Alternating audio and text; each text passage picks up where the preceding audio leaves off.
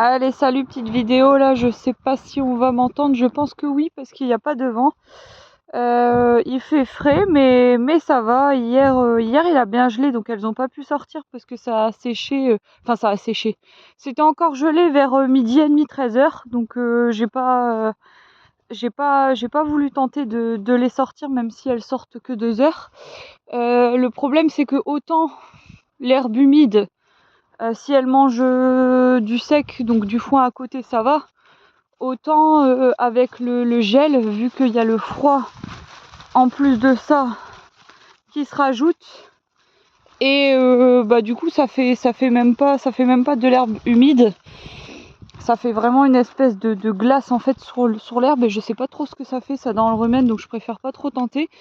Surtout que le foin, elles ont quand même du mal à le manger, alors du coup on va éviter de faire des bêtises. Donc du coup voilà. Là il est 13h, donc du coup elles vont pâturer 2 heures. Hop, désolée si je filme pas les chèvres, je dois bloquer les portes pour les laisser ouvertes. Voilà. Et du coup là elles vont pâturer 2 heures, donc je sais pas, je dirais qu'elles zappent peut-être une journée de pâturage par semaine à peu près, sinon j'y arrive. Donc là en l'occurrence c'était hier, et cette semaine normalement ça devrait le faire, donc on croise les doigts. Et au moins ça leur fait du bien, parce qu'en plus comme je vous l'ai dit, j'ai des déclenchements de chaleur encore, et du coup j'ai des chèvres qui s'arrêtent pas, ou qui s'arrêtent une journée et qui reprennent quoi, donc du coup c'est un peu fatigant pour moi, parce que quand c'est comme ça elles ont encore moins envie de manger. Et puis elles appellent le bouc, donc du coup des fois j'ai des concerts qui durent 1 heure pendant le service, et puis quand on les détache elles se tapent pas mal dessus quoi, donc elles cassent aussi des trucs. Bon ça va, elles ont pas trop cassé cette année, mais voilà, en tout cas elles se chamaillent beaucoup. Bon, l'étang il a bien monté, alors il déborde plus parce que on a fait du coup la sortie en fait. Alors attendez, je vous l'avais déjà dit, en fait au poulailler il y a toutes les eaux là qui se rejoignent dans le creux là-bas, là, toutes les eaux de la maison, et notamment aussi du coup la mare qui est censée partir du coup dans le fossé là-bas, elle ne part pas dans le fossé, soit parce que c'est bouché, mais de toute façon c'est pareil, c'est pas curé, donc du coup même si c'était pas bouché, le fossé est plein de merde, donc de toute façon l'eau elle pourrait même pas être stockée et vidée quoi. Donc du coup ça reste du coup chez nous, et du coup ça repart du coup vers chez nous, donc dans le trop plein là, comme je vous ai dit, où il y a la récupération d'eau de la maison et tout ça.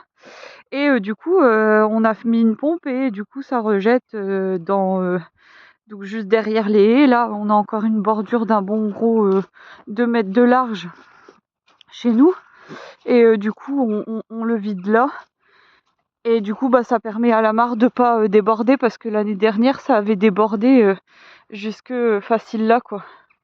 Tout était mouillé là, puis du coup ça ressortait bien là. Alors là ça ressort quand même, mais beaucoup moins. Là ça faisait une grosse flaque, alors que là c'est plus que des petites flaques quoi.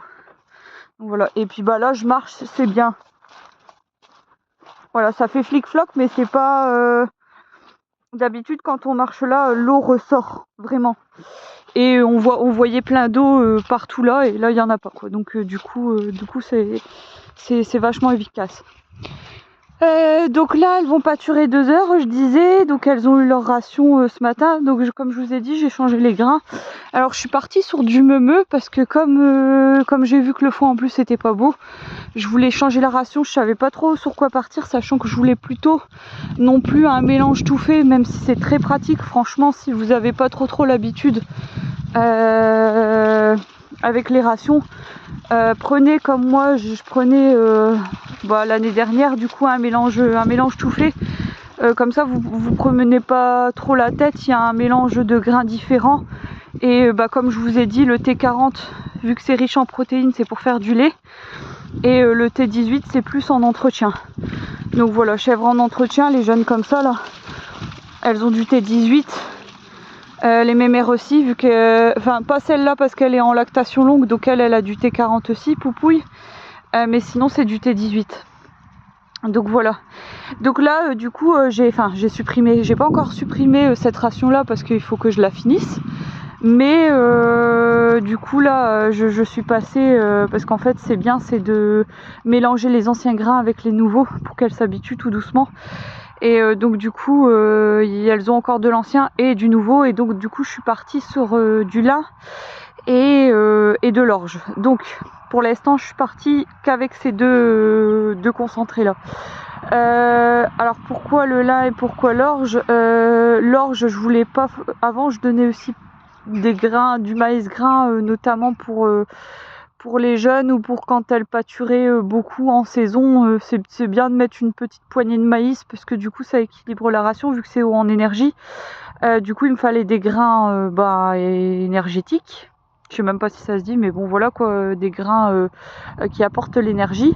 Et donc du coup le choix était sur le maïs parce qu'en plus ça coûte pas cher, l'avoine ou le lin. Sauf que l'avoine, je sais que on m'a dit que les chèvres le digéraient moins bien, et je pense que les chevaux aussi le digèrent moins bien. Donc du coup je suis plutôt partie sur l'avoine. Vous venez les filles? Les filles, allez on y va! Je vais les appeler pour qu'elles... Allez on y va là! Allez là! Oui! Allez là! Alors elles vont pas trop aimer parce que celle-là par contre, ça fait bien flic-floc. La dernière. Oui. Là. Donc là elles vont sur du sec, je vais les suivre. Et je vais leur faire voir parce qu'elles n'ont pas l'habitude, mais je vais ouvrir la dernière parcelle. Et du coup là elles savent pas trop que je vais ouvrir parce que ça va être la première fois que je vais le faire depuis un moment. Donc je pense que ça va leur plaire. Donc du coup je suis partie sur l'orge pour l'énergie, et du coup le lin pour l'azote. Donc j'avais le choix entre soit du tourteau, les fameux tourteaux de tournesol, ou de colza ou de soja. Le gros problème c'est que bien souvent on le trouve qu'en mélange avec le tourteau de soja. Je parle du tourteau de colza et du tourteau de tournesol. Souvent on le trouve pas en brut. Enfin moi j'ai pas trouvé. J'ai que trouvé en mélange avec le soja, et moi ce soja je voulais pas. Parce que bien souvent pour trouver du soja non OGM faut y aller quoi. Et du coup je voulais pas partir là-dessus. Et donc du coup j'arrivais pas à trouver le tourteau de colza et de tournesol tout seul. Donc du coup j'ai fait un premier test avec du tournesol carrément en grain, mais elles aiment pas, franchement elles ont pas aimé. Donc je sais pas trop si c'est parce que ça a pas trop de goût avec les coques. Peut-être qu'il aurait fallu sans les coques quoi. Peut-être qu'elles l'auraient plus mangé, mais en tout cas elles ont pas aimé, donc j'ai lâché l'affaire. Ensuite il y avait aussi le pois aussi le pois fourragé aussi, mais le problème du pois fourragé c'est que c'est pas haut en azote, et ça encombre vachement l'estomac. Donc du coup c'est beaucoup moins intéressant que les autres granules qui sont un peu plus azotés, même beaucoup plus azotés que le pois, et qui encombre moins, donc du coup il est plus similable par l'animal. Donc du coup on est sûr que le rapport il soit bien assimilé, sachant que n'oubliez pas que si elle mange pas assez de foin à côté ou pas assez d'herbe, vous avez beau donner n'importe quel granule, même si c'est haut en énergie ou en azote, si le rumen ne fonctionne pas bien, ce sera jamais assimilé quoi. Donc surtout bien du foin, bien de l'herbe. Mais c'est sûr que si vous mettez des concentrés type soja, ou moi là comme là j'ai trouvé du lin, du coup ce sera beaucoup plus assimilable que le pois, vu que c'est beaucoup plus fin et c'est beaucoup plus digestible vite dans le rumen quoi. Donc voilà.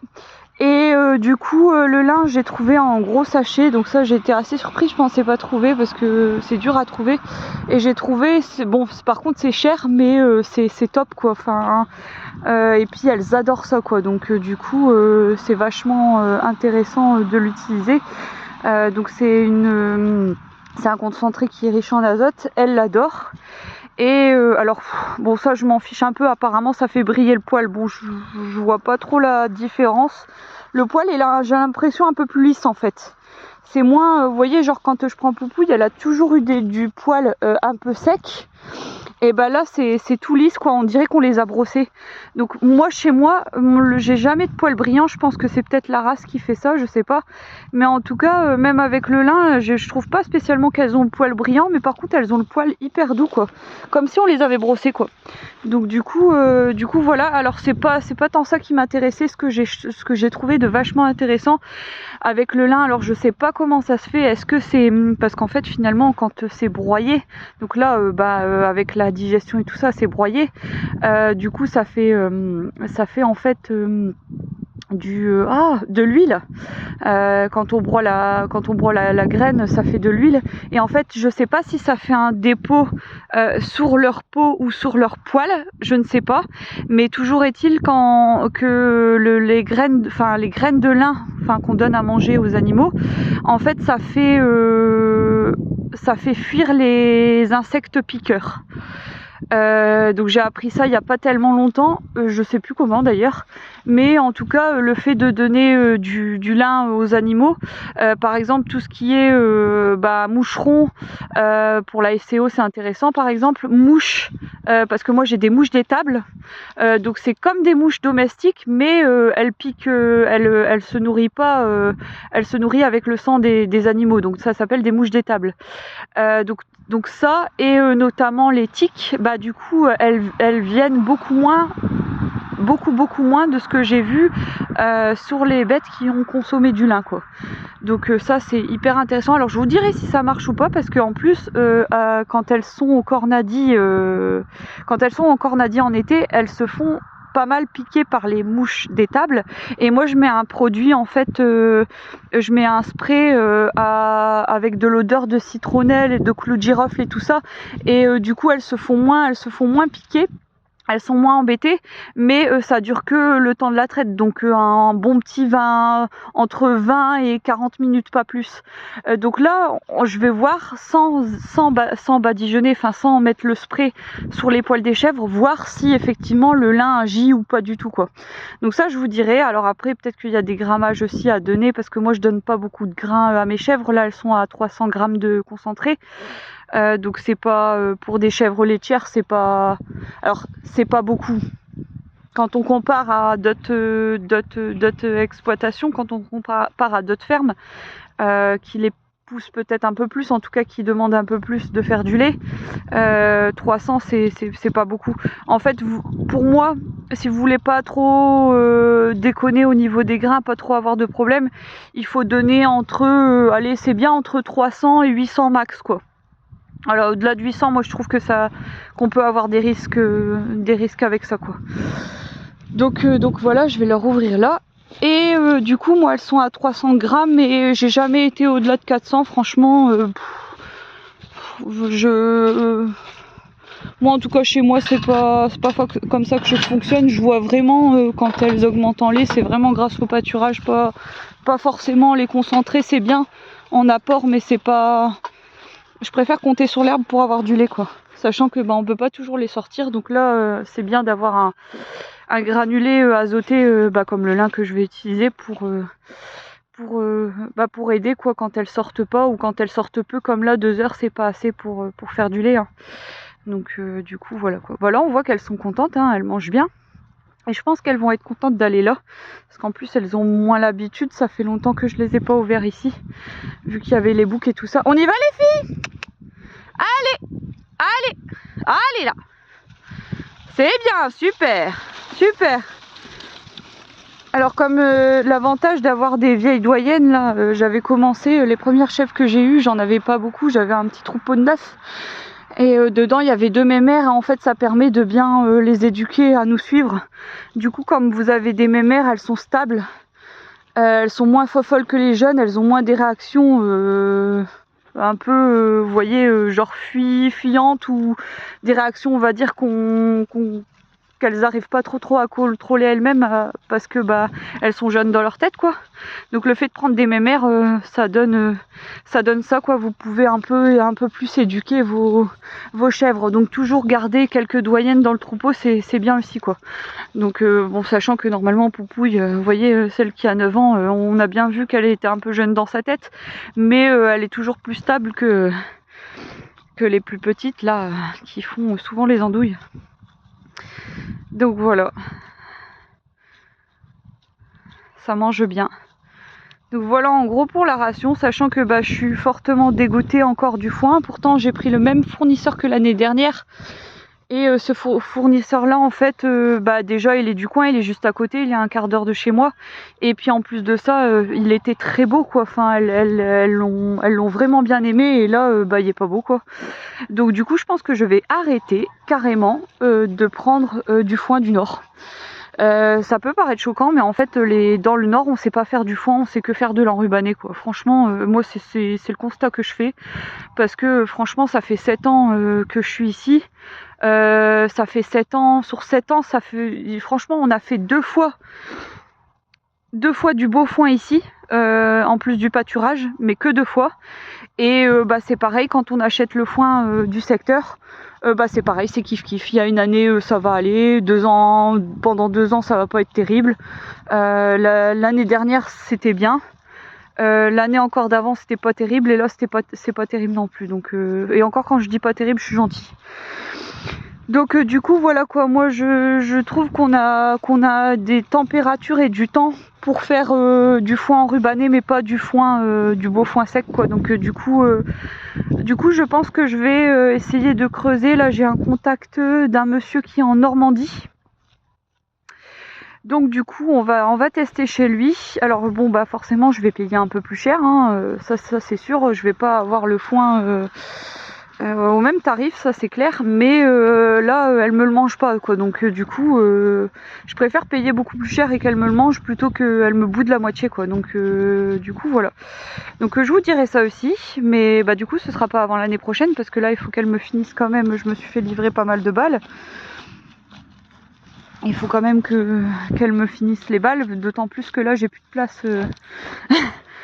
J'ai plus de place dans le hangar, donc il faut refaire de la place pour se refaire livrer. Et puis bon, je vais pas le faire livrer pour quelques balles quoi. Il faut que ça soit un beau chargement quoi.